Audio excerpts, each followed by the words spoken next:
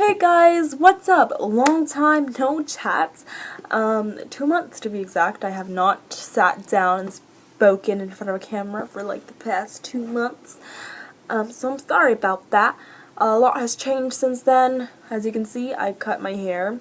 Or if you are a new viewer, you're not familiar with my channel, I cut my hair.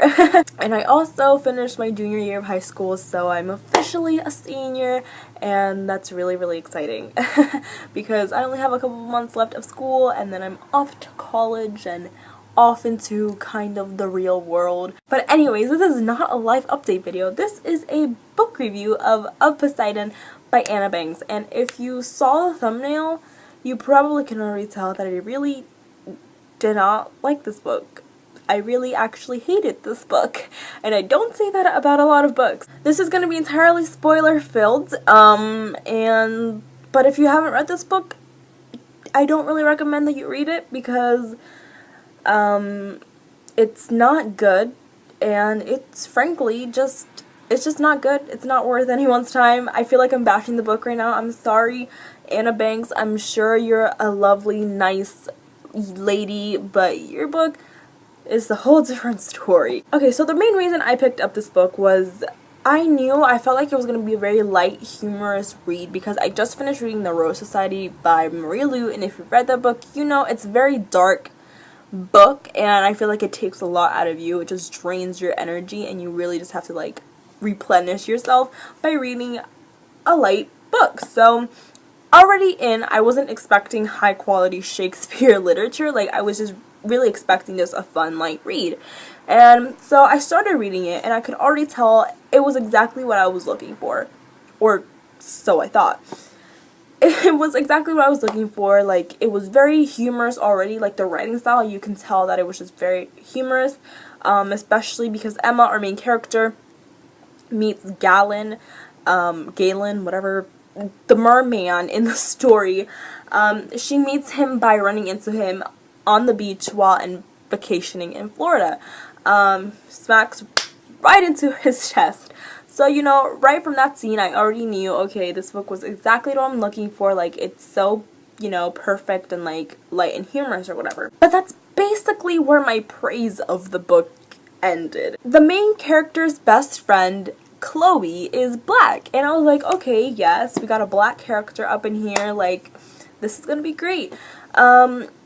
However, the way that she was described is very stereotypical. She's just your stereotypical black female. She wears weaves, she has fake nails, and she's very loud and social. And already I was just kind of like, really, like, you really couldn't have described her some other way. Like, come on, Anna Banks. And then she dies.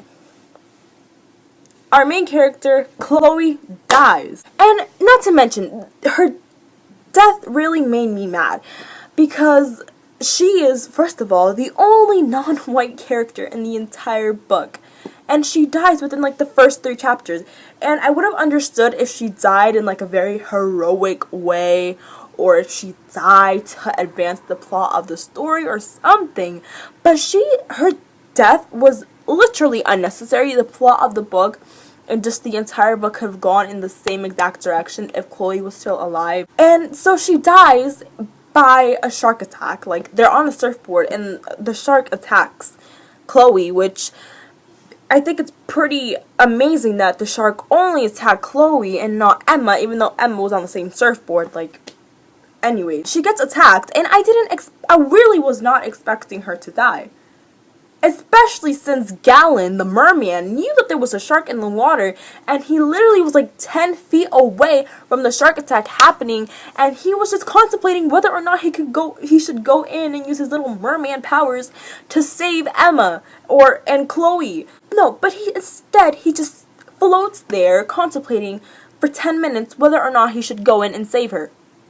And he doesn't save her. He had all the time in the world to like fend off the shark, and not to mention, if he was afraid of being discovered by like Emma or Chloe that he was a mermaid, he was in blended form, aka he's basically invisible in the water, so they wouldn't have seen him anyways. Galen had no excuse to let Chloe die.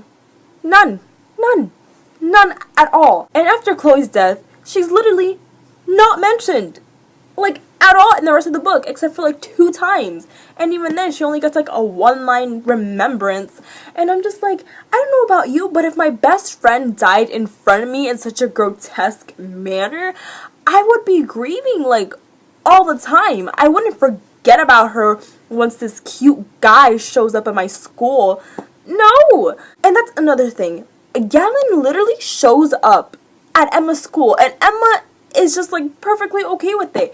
Oh, look, it's that cute guy that I saw at the beach 3,000 miles away from me. Like, wow, what a coincidence. He shows up at my high school. Wow, what are the odds? No, she doesn't question it. She's just literally like, oh, it's that one guy from the beach in Florida, and I live in New Jersey. I don't know about y'all, but if I smacked into a guy in a beach in Florida and I live in New Jersey and this guy shows up at my school, I would be kind of like, what? I would be questioning it a little bit, you know, because that's a very big coincidence. Besides that, like I said, if my best friend died at the beach, I would be traumatized, or at least I would be very hesitant to go to the beach, like, ever again in my life. And it seems like Emma is just, like, perfectly okay with going to the beach. Like, she literally goes to the beach, like, every day in the book, and she not once really just, you know, feels guilty or feels, like, traumatized, like, wow, my best friend died at the beach from a shark attack. No, she's just like, oh, let's go to the beach, let's pack our swimsuits, everyone. Let's address the love interest in this book, Galen. He is a controlling, infuriating guy, let me tell ya. First of all, he basically tells Emma what to do, like, oh, don't go to the beach while I'm gone, don't do this, don't do that, blah, blah, blah, blah. No, that does not fly with me. I'm sorry if I was Emma and some guy tried to control my life and tell me what to do and where to go.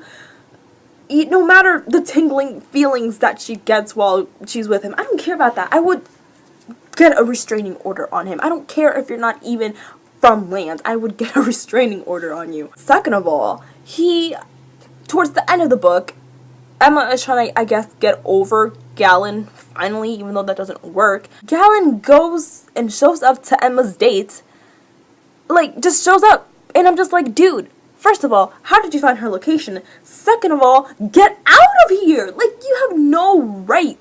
You have absolutely no right to show up uninvited to Emma's date and just tell the other guy, yo, she's my girlfriend. Like, no, you guys are broken up. Like, stop, get away, shoo. And not to mention, Emma sides with Galen and goes with him. Like, no, thank you. If some creepy ex-boyfriend of mine shows up to one of my dates, you best believe I would not be going with him. Like, ew. No, Emma, stand up, have some respect for yourself. Anyways, so Galen over here basically tells her that they're going back to Florida, to the same place where Chloe died, and Emma goes to the water.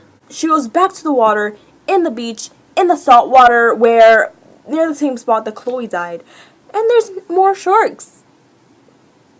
How are sharks so, like, okay, I live in Florida, and trust me, shark attacks are not that often, and I find it really hard to believe that a shark would attack the same person, and, like, well, not the same person, but you get what I mean. They would attack, like, the same person in, like, less than, like, 2 months, or however long it was since Chloe's attack. I don't know if Emma is, like, going out swimming in the ocean with, like, a big piece of bloody steak hanging around her neck, or if she is just like a seal. Like, I don't know.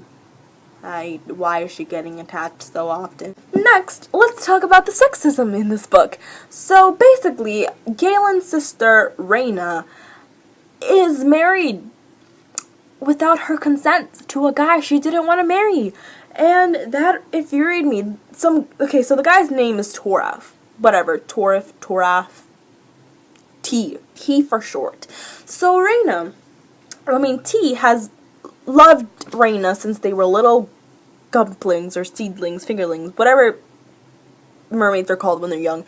They've he's loved her since they were little kids, pretty much, and he has been going after her, wanting to marry her for the longest time, but she keeps saying no, because she doesn't want to marry him. So besides trying to win her over like any other normal person would, by, you know, giving her flowers, or giving her chocolates, or, you know, doing favors for her, no, he goes off and gets married to her.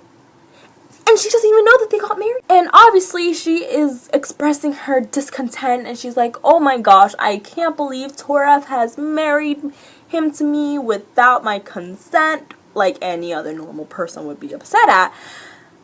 Instead of her brother, or basically anybody else in the book, you know, relating to her and being like, wow, yeah, what he did was so shitty, like, I totally agree with you, they just brush her off. And they just kind of dismiss her like, oh, you know, whatever. No, not whatever. That is not okay. I would expect somebody being married without their consent in like a third world country where girls have to get married to get that dowry for their families or something. Not in America, in New Jersey. And also on page 282, Galen, I forgot his name, Galen, I think, basically says that he has to mark his territory. What? He has to mark his territory with Emma so other guys don't, like, approach her and stuff like that. And that really rubbed me the wrong way, obviously, because girls are not territories. They are not something that you buy. They're not something that you own. You can't put a sign up on a girl and be like, okay guys, this is mine. It's not, you know, it's not like girls have like those real estate signs that say for sale, and then once somebody claims that territory, it changes to, you know, sold. No. No. And Galen also doesn't tell Emma that she's supposed to get married to his brother.